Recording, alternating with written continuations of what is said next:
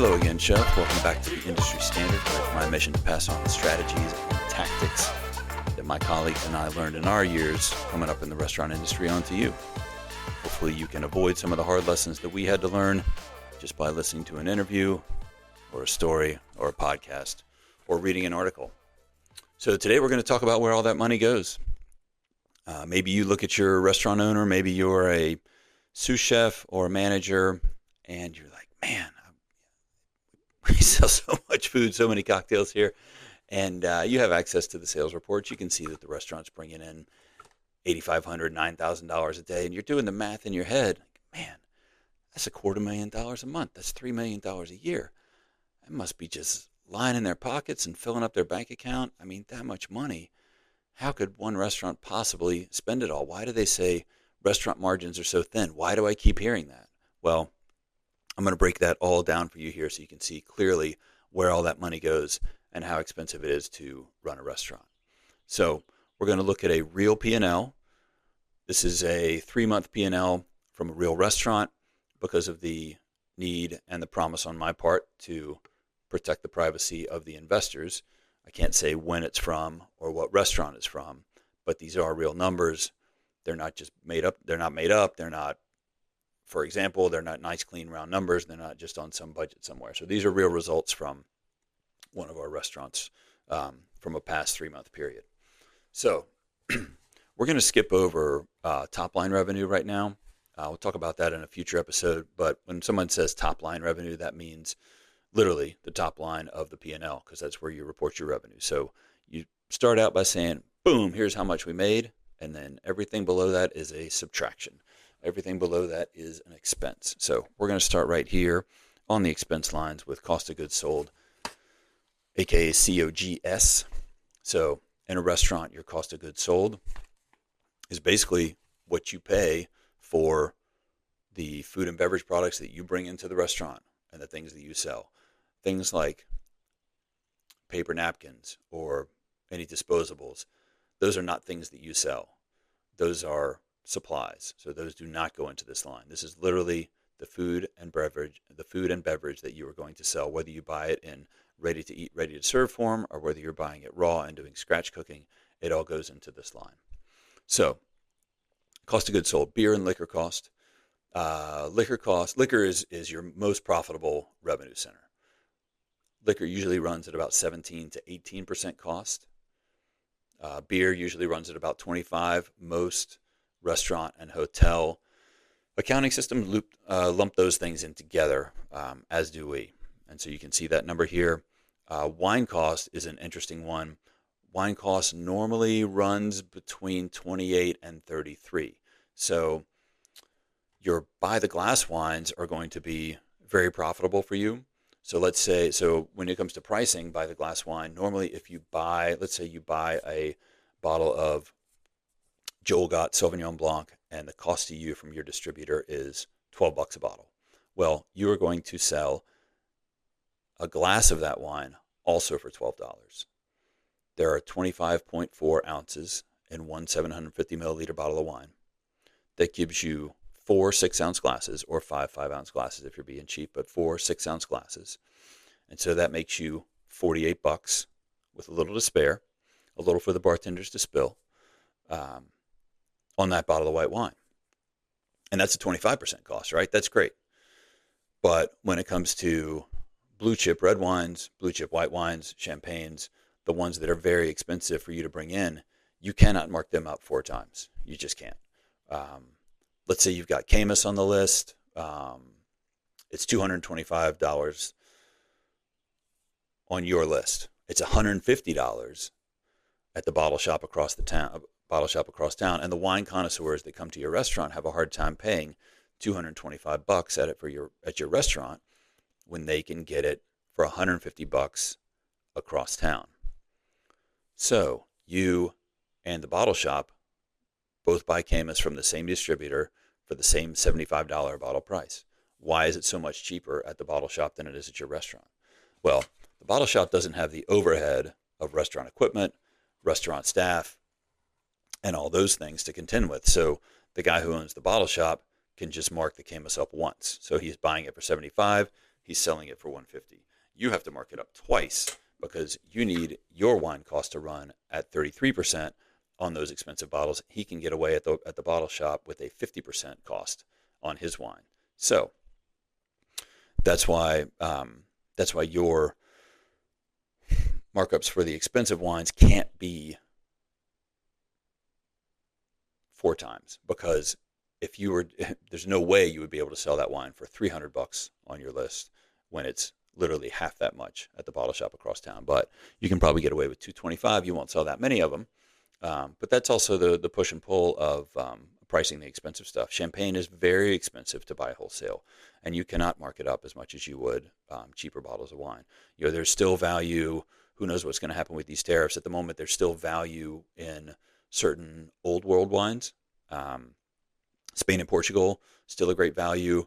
Croatia, some Greek wines, and even some Italian wines are still a great value. It is very hard to find value in French wine. It's so well known and so limited. And trying to buy a drinkable bottle of red Burgundy that you can sell by the glass for only $16 a glass is nearly impossible these days.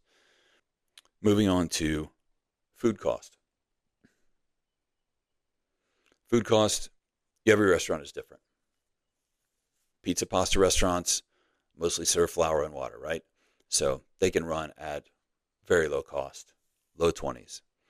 Fine dining restaurants have much more complex food, a much bigger pantry, many more ingredients, and therefore more stuff likely to go bad.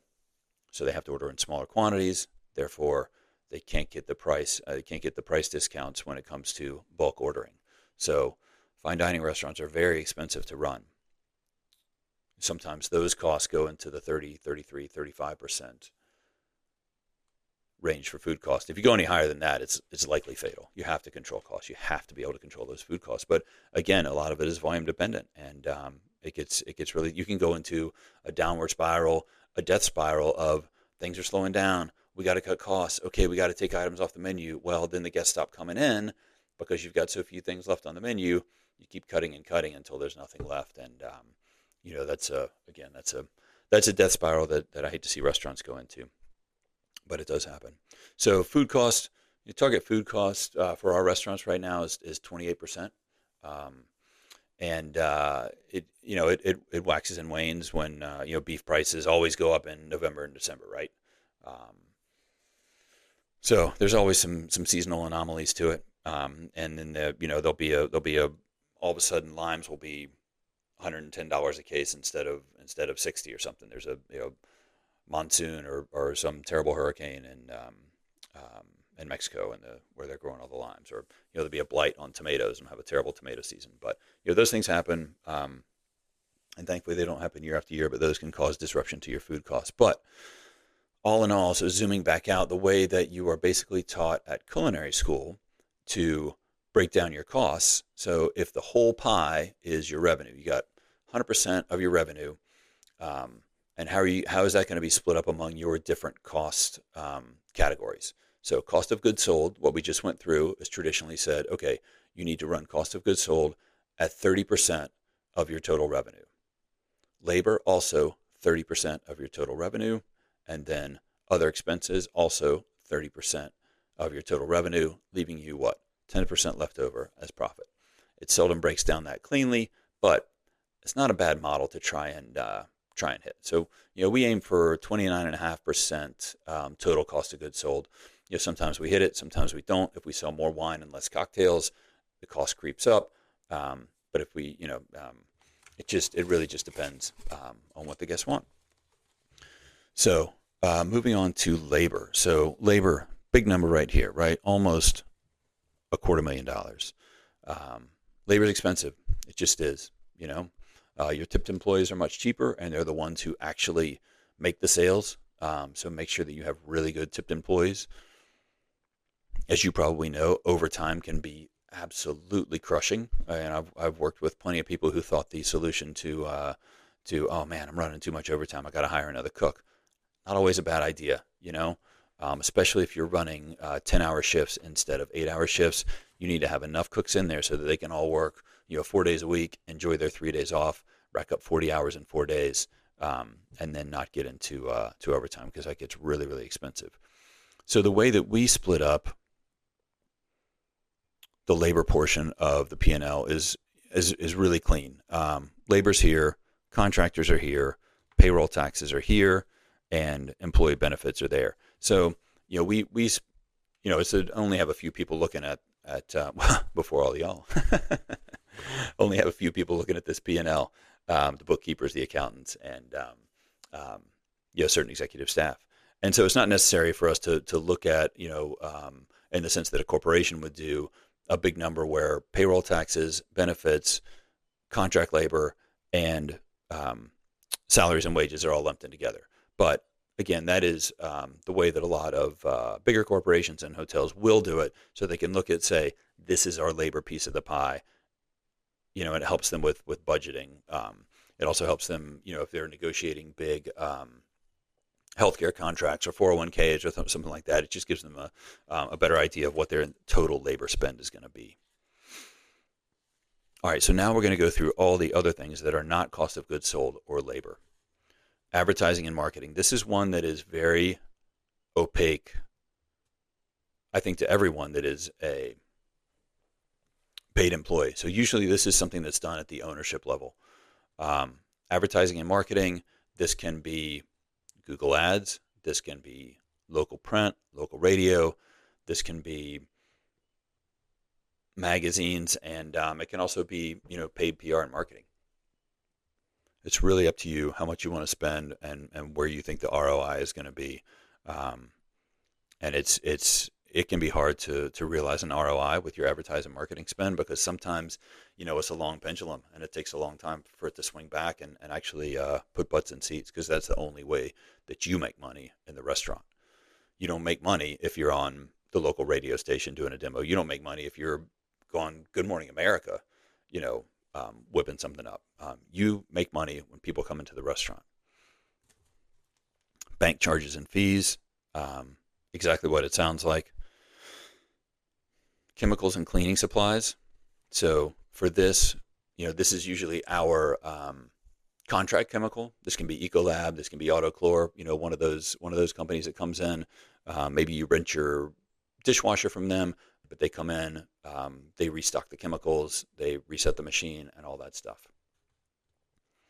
Collection fees. Okay, but you don't know what this one is. This is a good one to talk about right here. So this is processing fees for credit cards for the most part. So whatever your point of sale system is, back in the day, you used to have to pay a separate credit card processing company in addition to just separate from bringing in cash or checks. So now everything is much more consolidated, but the companies like Toast and Square charge a processing fee. We list it as a collection fee.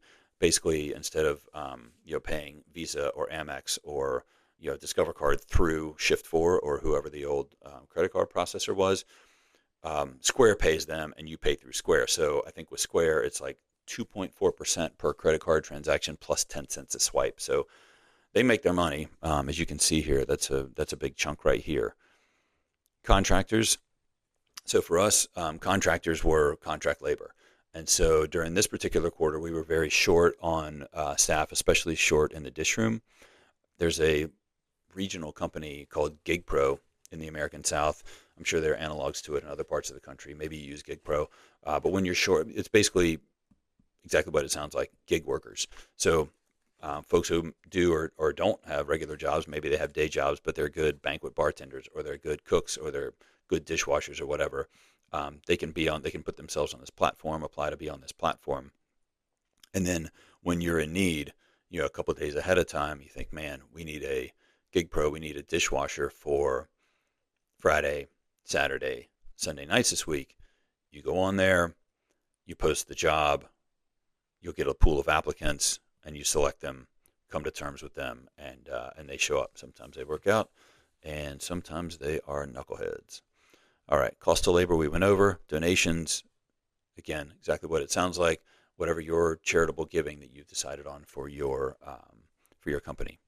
Dues and subscriptions, this can be Chamber of Commerce, that type of thing. Employee benefits, so here we've got copays for health insurance, and 401k contributions for our company. Florist, weekly delivery of florals for the restaurant, hiring and recruitment. So for us, this is mainly listing ads on Craigslist. Insurance. So there are many types of insurance that a restaurant has to have.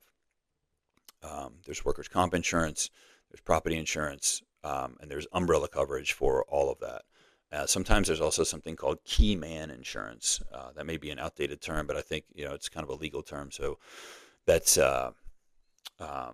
still a thing, I believe. And anyway, it was for me, or is for me. So key man insurance sometimes in the creation of your business, in the operating agreement of your LLC or corporation, you as principal may be required to get key man insurance. And that's basically life insurance that lists the LLC as the beneficiary should you pass away. Interest paid. So another one that needs some explanation right here. So the interest paid in this case is we have a large automatic withdrawal that comes out of our bank account every month. And it's to go back to, it's paying down an SBA loan in this case. So the SBA loan had a great low interest rate when we first started. It's gotten a little worse the last 18 months or so. But every month, part of the payment goes to the principal on the loan and part of it goes to interest. So the part that goes to the principal does not show up here. It shows up on the balance sheet. We'll talk about the balance sheet, which is forbidding, but not impenetrable. We'll talk about the balance sheet in a later episode. But anyway, the principal gets paid on the balance sheet, and the interest on the loan gets paid here on the P&L. Janitorial, so this is for overnight cleaners that we have. They get paid on a monthly basis. Job supplies, so this one, I know it sounds like a slush fund, but this will be to-go containers, all sorts of stuff that you may get from your paper goods company. So it can be plastic wrap, parchment paper, all that type of stuff. Kitchen and bar equipment. So these are things that are small purchases. They might be peelers. They might be cocktail shakers. They might be cocktail strainers. They might be spiders. But things that are small purchases, but not disposable. Legal and professional services. So this is where you pay your accountant to do your taxes and your reconciliations on a quarterly basis. This is where you pay your lawyers for any advice. Linen. So this is not purchase of linen. This is rental of linen. So in this case, for this restaurant, this is cook shirts, cook aprons, cook side towels, tablecloths, and floor mats. Management fee. So not every small independent restaurant is going to have this. So the management fee is paid back in this case to the LLC, as compensation for the investors. Meals and entertainment. So this is a benefit to the managers at the restaurant, giving them each, once a month, they each get a certain amount of money that they can go spend at a restaurant in our competitive set. I want them to stay current. I want them to know what the competition is doing well. I want them to know, what needs improvement, and I just want them to get a benefit out of it. I want them to have exposure. And, if it was up to them, they probably would not spend this much money going to eat at a nice restaurant, but it's important to me that they have that experience. Office supplies and software. Wow, we spent a lot in this quarter on office supplies and software. I guess we had to replace a couple of laptops or something, but that's what that is. This also, software is a big number for us because of, this is where we pay Resi. That's usually $399 a month. This is where we pay Square for their services. We pay a lot, Google Suite, all of that stuff gets paid in this line. Rent and lease, exactly what it sounds like. That's a big number and it creeps up every year. So that's not only the lease of the space, that is insurance on the space, and that is common area maintenance fees. So the grounds around the restaurant that are maintained by the owners of the entire complex, we have to pay a share of that as well. Repairs and maintenance.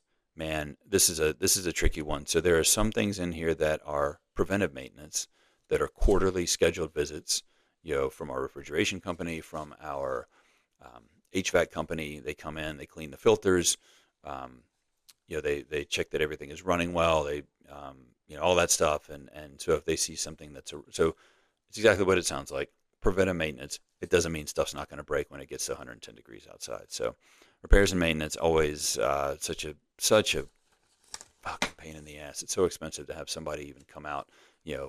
Truck charge $95, trip fee $125, first hour of work non-negotiable $180. So all of a sudden, you got one little thing busted, and it's a minimum $400 to even have somebody come out. So that's why there's a whole lot of DIY in restaurants. It's not just being cheap. It's honestly, it's being economical, and it's being sensible. And I've learned to fix I'm not a gifted technical person, but I've learned to fix a whole lot of shit in restaurants, as have most of the people I work with. And now we even have one of our employees who is he's a support at night. He's one of our longstanding support employees, but he works as our handyman during the day. He's just a very technical, very skilled dude, and goes around and does the little fixes that don't require experts at our restaurants. And that's been, so he's up in the labor line for that, not in repairs and maintenance, but it's been a big help to us. Supplies and materials.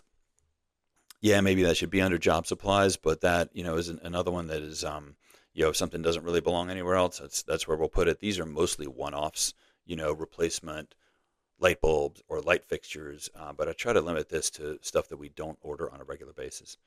Taxes and licenses. So this is where this is usually ABC permit plus one or two other things, but mostly we keep this to just the ABC permit.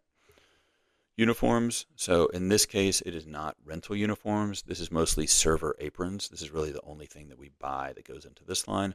And the utilities, Wi-Fi, water, electric, gas. That's what goes in there. So you see total expenses, $489, net operating income, net income, $97,000 for that particular quarter. And let's see, that was on revenues of $805,000, so a little better than 10% for that quarter.